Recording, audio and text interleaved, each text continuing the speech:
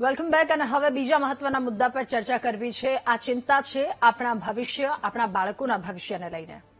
આજના સમયમાં ટેકનોલોજી વિકસતી જાય છે અને એ સાથે આપણા જીવનમાં સુવિધાઓ તો વધી ગઈ છે, પરંતુ એની સાથે અનેક ગંભીર સમસ્યાઓ પણ ઊભી થઈ છે.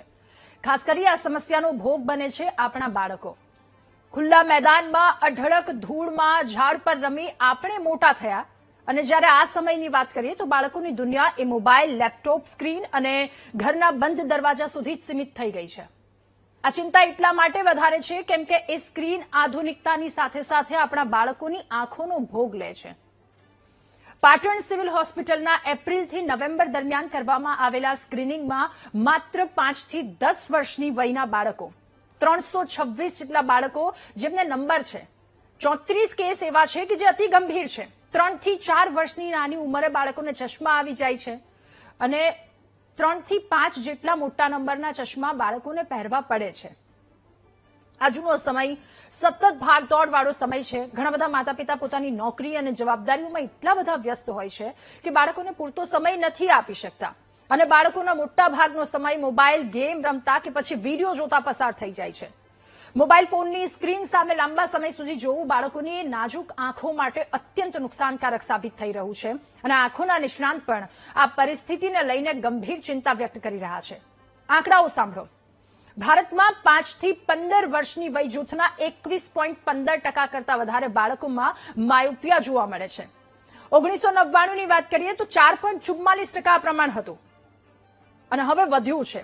આ સ્થિતિમાં જો કોઈ બદલાવ નહીં આવે, બાળકો આવી જ રીતે મોબાઈલ જોતા રહેશે તો 2023નો એ સમય કે જ્યાં માયોપિયાનું પરિણામ 31.89% હશે, 2040માં 40% હશે અને 2025માં 48% સુધી પહોંચશે. એટલે 99નો એ 4%, જે 50માં 48% સુધી પહોંચશે. ખૂબ જ સરળ ભાષામાં સમજાવું તો આવનારા સમયમાં દરેક બીજા બાળકને આંખોની ગંભીર સમસ્યા થઈ શકે છે અને આ સ્થિતિ આપણા સૌ કોઈ માટે ચેતવણી સમાન છે.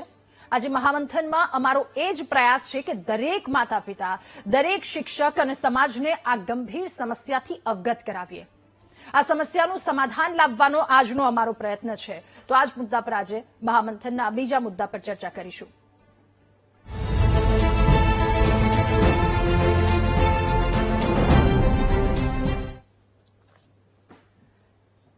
ત્યારે આ મુદ્દા પર ચર્ચા કરીશું. આપણી સાથે ગેસ્ટ પેનલમાં મનોચિકિત્સક સુરતથી નિસર્ગભાઈ શાહ જોડાયા છે, પ્રેસિડેન્ટ છે પ્રી સ્કૂલ એસોસિએશનના સાગરભાઈ નાયક આપણી સાથે જોડાયા છે, વાલી શાલિની શેઠ આપણી સાથે જોડાયા છે અને આંખના રોગના નિષ્ણાંત છે પાર્થભાઈ રાણા આપણી સાથે જોડાયા છે.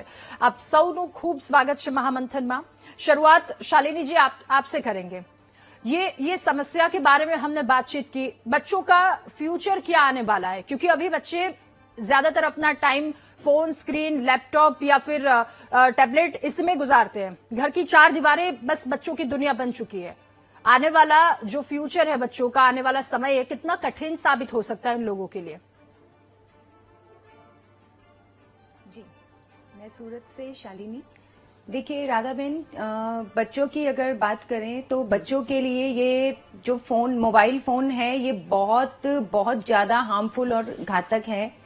क्योंकि बच्चे, आजकल के बच्चों को मैंने ये देखा है कि वो बाहर कोई एक्टिविटी नहीं करते हैं, पूरा टाइम फोन पर ही लगे रहते हैं. तो ये हम पेरेंट्स के लिए भी बहुत चिंता का विषय है और इसके लिए मैं मानती हूँ कि गलती इसमें पेरेंट्स की भी है. क्योंकि हम लोग खुद आजकल खुद फ्री होने के लिए बच्चों को मोबाइल पकड़ा देते हैं कि हम अपना काम कर रहे हैं तो ये बच्चा मोबाइल में लगा रहेगा तो हमें और अपने लिए टाइम मिलेगा. इस चीज में बच्चे अगर पूरा दिन मोबाइल पर रहते हैं तो उसमें गलती पेरेंट्स की भी है. और आने वाला जो टाइम है वो मुझे ऐसा लगता है कि ऐसा हो जाएगा कि एक दूसरे से बिल्कुल कांटेक्ट बच्चों का पेरेंट्स के साथ, बाहर की दुनिया के साथ में बिल्कुल बंद हो जाएगा, जो कि बिल्कुल अच्छा नहीं है हम लोगों के लिए भी. तो ये हमें कोशिश करनी चाहिए कि बच्चों को मोबाइल से दूर रखा जाए, क्योंकि नहीं है, बिल्कुल अच्छा नहीं बोल सकते हैं हम. इससे बच्चों की हेल्थ में भी प्रॉब्लम हो रही है, बच्चों की फिजिकल एक्टिविटी बिल्कुल बंद हो गई है इसमें. और पूरा दिन फोन पे गेम खेलना पूरा दिन. और सबसे बड़ा खतरा हम पेरेंट्स के लिए अभी ये हो गया है कि बच्चे अपने फोन में कर क्या रहे हैं वो हम लोगों को पता नहीं होता है। कई बार ऐसा होता है कि लगे हुए हैं वो और कोई उनको डिस्ट्रैक्ट भी कर लेता है बच्चों को, उसके लिए भी हमें बहुत चिंता होती है। और ऐसे ऐसे पासवर्ड, ऐसी ऐसी एप्स फोन में आ गई हैं कि आजकल की जनरेशन को उसके लिए सब मालूम है, लेकिन हम जैसे पेरेंट्स क्या करें, हम लोगों को उतना जो सोशल मीडिया है उस पे भी हम लोग एक्टिव नहीं रहते हैं और फोन के बारे में भी उतनी हमें जानकारी नहीं है। जी, तो जी। मैं ये कहना चाहूंगी सब पेरेंट्स से कि अगर बच्चों के साथ में आपको कनेक्ट रहना है तो आपको पहले खुद फोन से थोड़ा सा दूर रहना पड़ेगा, थोड़ा सा डिस्टेंस रखना पड़ेगा, तभी हम बच्चों के साथ में अच्छे से कनेक्ट हो सकते हैं। ओके। आजकल बच्चे पूरा दिन फोन पे रहते हैं, उनकी आंखें भी खराब होती हैं।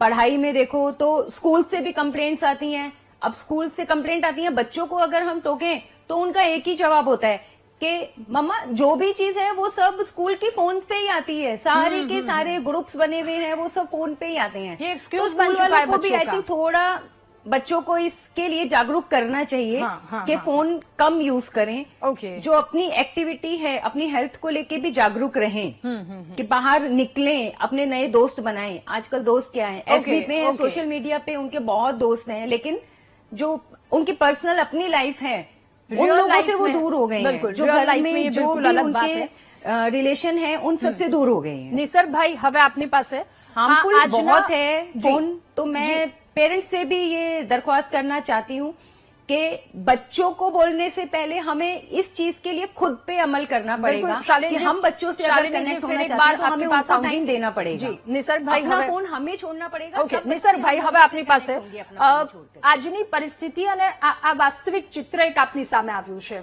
કે પરિસ્થિતિ શું છે 1999 ની વાત કરીએ તો એ 4% આસપાસનો આંકડો હતો અને 2050 જો એ તરફની વાત કરીએ તો ભવિષ્યમાં દર બીજા બાળકે એક બાળકને આંખની પ્રોબ્લેમ હશે।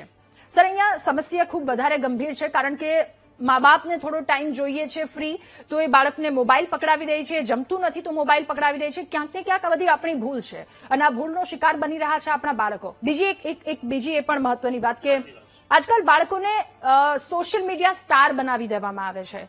નાના બાળકે કંઈક એકાદી બે મસ્તી કરી દીધી તો એને તરત જ લોકો સુધી પહોંચાડી દે છે। એટલે એક શું કહેવાય એ પ્રવાહમાં જ આપણે બાળકોને મૂકી દઈએ છીએ। ના, તમે બહુ સાચી વાત કરી અને આ મોબાઈલનું જે એડિક્શન જે છે એ બહુ મોટો પ્રોબ્લેમ છે, ખાસ કરીને બાળકોમાં અમે જોઈએ છીએ।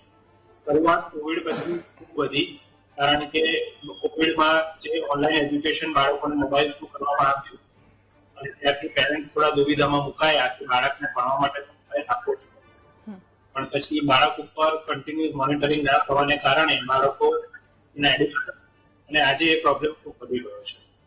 એટલે બાળકોને મોબાઈલ આપવું નહીં આપવું અલગ સવાલ છે, પણ એની અસર જે મેન્ટલ હેલ્થ પર થાય છે તે બહુ ઊંચી છે અને એને કારણે જ તમે ખ્યાલ હશે તો ઓસ્ટ્રેલિયા અને યુરોપિયન કન્ટ્રીઝ ઘણા બધાએ જે એપ્સ છે સોશિયલ મીડિયા તે બેન કરી દીધા છે। એટલે એને કારણે બાળકો એ વસ્તુ એક્સેસ નથી કરી।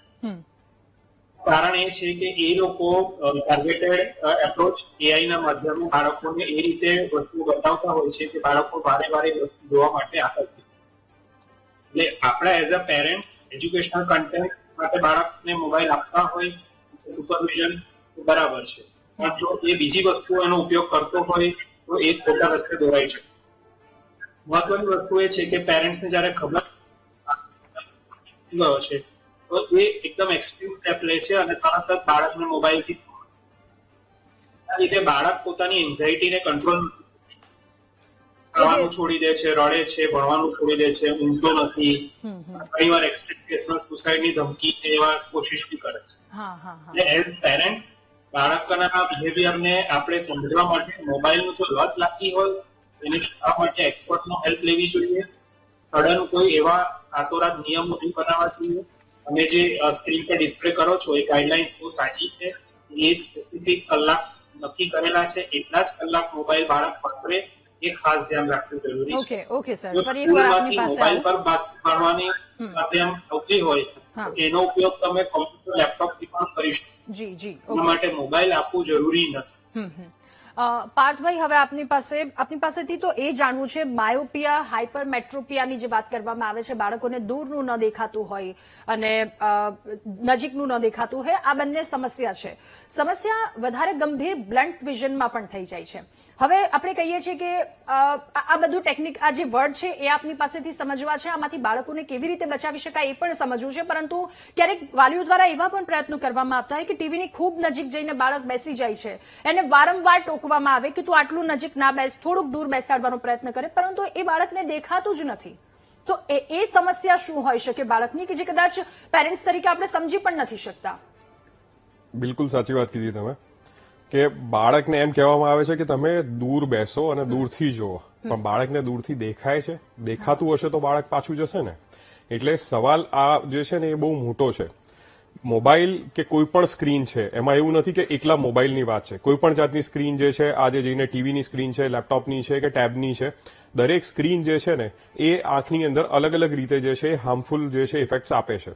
સૌથી બેઝિક વસ્તુ જે તમે કીધી એ ચશ્માના નંબરની છે. ચશ્માના નંબર જે છે એ આ સ્ક્રીન્સ જે આપણે નજીકની વાપરીએ છીએ એના કારણે ખૂબ જલ્દીથી વધે છે. કારણ કે આપણું બ્રેન જે છે ને એ આંખોને, બધા જે આપણા શરીરના અંગો છે આ બધાને જે છે ઇવોલ્વ કરી રહ્યું છે ધીમે ધીમે નાનપણથી.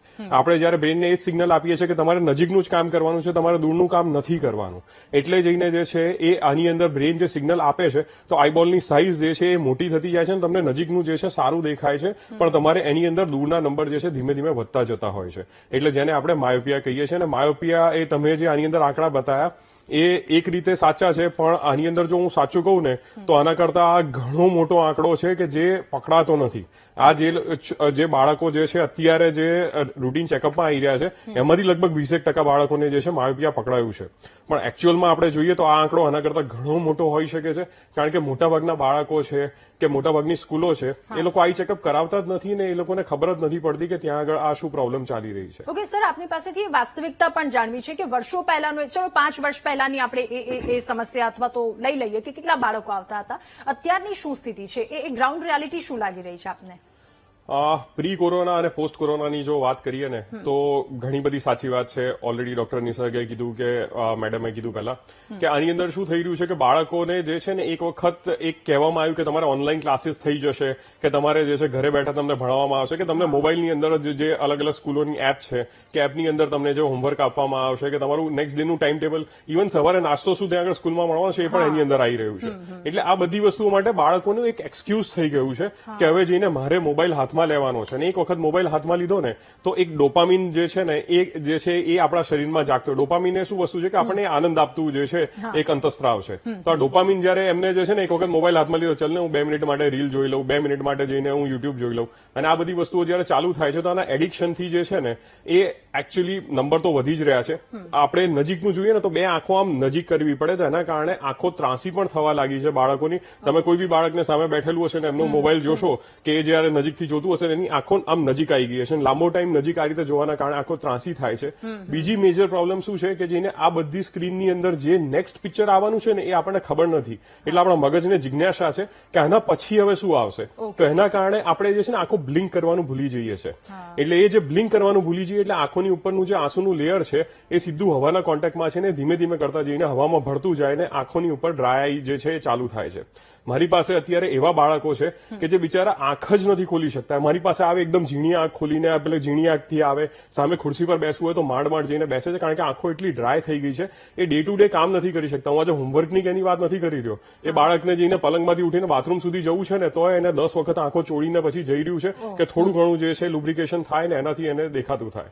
અને બીજી એક પ્રોબ્લેમ આમાં જે ખાસ થઈ રહી છે એ સ્લીપ ડિસ્ટર્બન્સીસ. કારણ કે મોબાઈલની અંદર જે બ્લુ રેસ આવતા હોય છે, બ્લુ રેસ શું છે કે જેને આપણે એક આપણું સર્કાડિયન રિધમ હોય કે જેને આપણે દિવસના ટાઈમે બ્લુ રેઝ આપણને દેખાય ને રાતે ના દેખાય, એટલે આપણને જે છે ઊંઘ આવે એના પછી. પણ જયારે તમે મોબાઈલમાં કે કોઈ બી સ્ક્રીનમાં બ્લુ લાઇટ આ જે કન્ટિન્યુઅસ જે આવતી હોય છે એના કારણે સર્કાડિયન રિધમ પણ ચેન્જ થઈ રહી છે અને બાળકો જે છે હવે ઊંઘતા નથી, અને ઊંઘતા નથી એના કારણે ચીડચીડાપણું પણ વધ્યું છે. બિલકુલ સાગરભાઈ, હવે આપની પાસે જે પહેલા તો દર્શક મિત્રોને એ વાત કહી દઈએ કે કેટલી ગંભીર વાત છે. આપણે ખાલી 2-5 મિનિટ ફ્રી થવા માટે અથવા તો શાંતિથી જમી લઈ, બહુ જ સામાન્ય રીતે આપણે એને હાથમાં ફોન આપી દઈએ છીએ, પરંતુ એ કેટલી ગંભીર રીતે બાળકોને અસર કરે છે.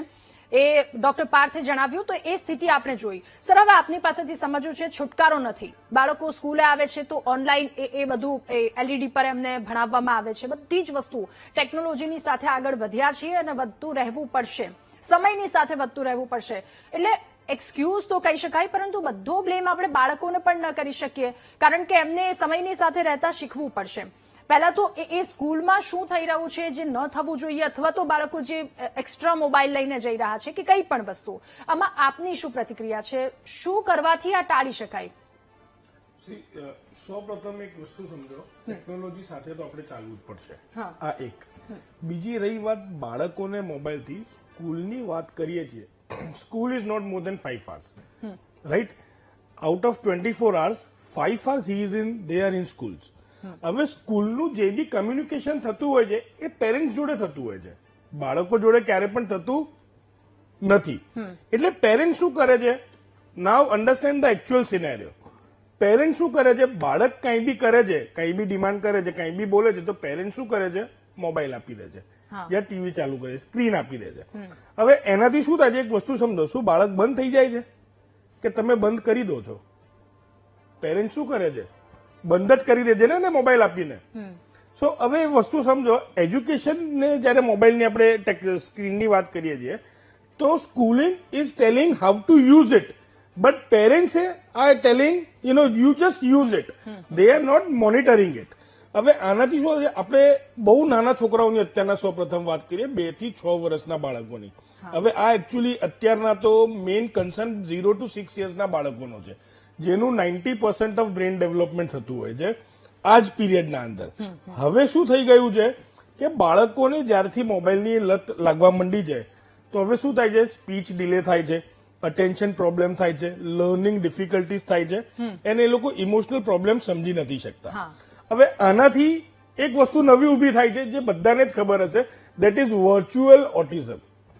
વર્ચ્યુઅલ ઓટિઝમ શું છે, બાળક બોલતો નથી, બાળકનું આઈ કોન્ટેક્ટ નથી, બાળકને બોલાવો પણ એ સામે જોતો નથી, એ સાંભળતો નથી. તો એનાથી શું થાય છે, ઘણા લોકો ઓટિઝમ રિલેટેડ, એકચ્યુઅલીમાં ઓટિઝમ હોતું નથી, આ એક ડિસઓર્ડર વર્ચ્યુઅલ ઓટિઝમ બહુ સ્ક્રીનિંગના કારણે થઈ ગયું હોય છે. હવે આના કારણે શું થાય છે, અગર આપણે એમના જોડેથી કોઈ વસ્તુ લઈએ છીએ તો દે બીકમ એગ્રેસિવ, એમના ટેન્ટ્રમ્સ, ફ્રસ્ટ્રેશન એવું બધું આવી જાય છે. જેમ હમણાં ડોક્ટર સાહેબે કીધું કે ઇન્સ્ટન્ટ ડોપામાઇન, રાઈટ, એમને ડોપામાઇન મળે છે. હવે એ ડોપામાઇન થી શું થાય છે, એક જ સેકન્ડ, ડોપામાઇન થી શું થાય છે, અત્યારની જાહેર વસ્તુ એમના માટે એકદમ સ્લો થઈ ગઈ હોય છે, કારણ કે એમનું દિમાગ ફાસ્ટ ચાલતું હોય છે. So for that government has taken actions, but actions to what? Does they have taken actions in educating parents? Now, આના માટે parents have to understand by giving no screen time to the child. જી sir, okay. એટલે આ સમસ્યા કે જેના કારણે સમસ્યાથી બાળકો પીડાઈ રહ્યા છે. આપ સૌનો ખૂબ આભાર મહામંથનમાં અમારી સાથે જોડાવા બદલ. અમારા દર્શક મિત્રો સુધી આ શું સાચી વાસ્તવિકતા છે એ તમામ પહોંચાડવા બદલ થેન્ક યુ. એટલે બાળકોની આ સ્થિતિ છે અને જો અત્યારે ન રોકવામાં આવ્યું તો આવનારા સમયમાં ખૂબ ગંભીર પરિસ્થિતિ આપણી સામે આવીને ઉભી રહી જશે. અત્યારે ચેતવું ખૂબ વધારે આવશ્યક છે. આ સાથે મહામંથનમાં હાલ બસ આટલું જ. નમસ્કાર.